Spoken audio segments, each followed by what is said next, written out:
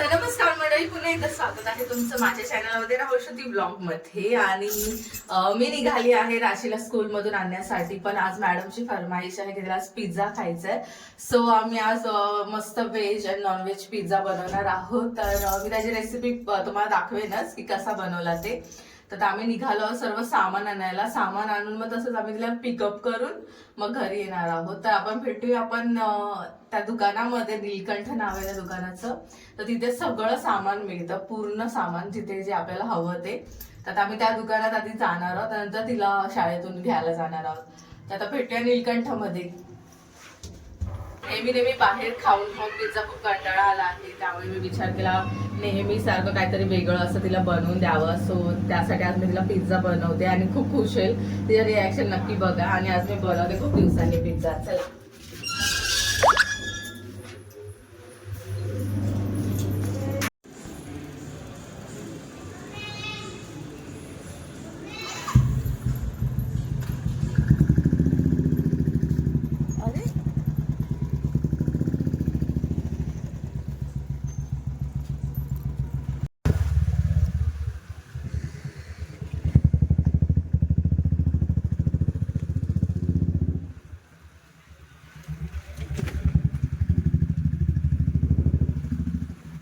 Finally आलो आहोत दुकानामध्ये आणि आम्ही आता घेतो सर्व सामान.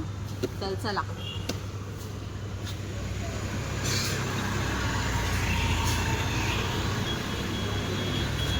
बनवण्यासाठी सगळ्यात महत्त्वाचा म्हणजे पिझ्झाचा बेस जो असतो तो. आणि हा मी घेते 4.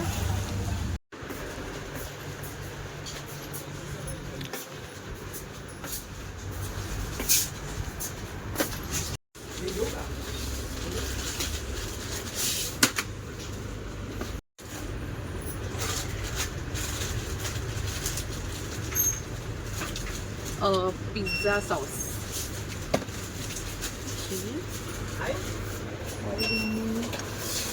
पिझ्झा बेस, पिझ्झा सॉस आणि हे आहे मेयोनीज.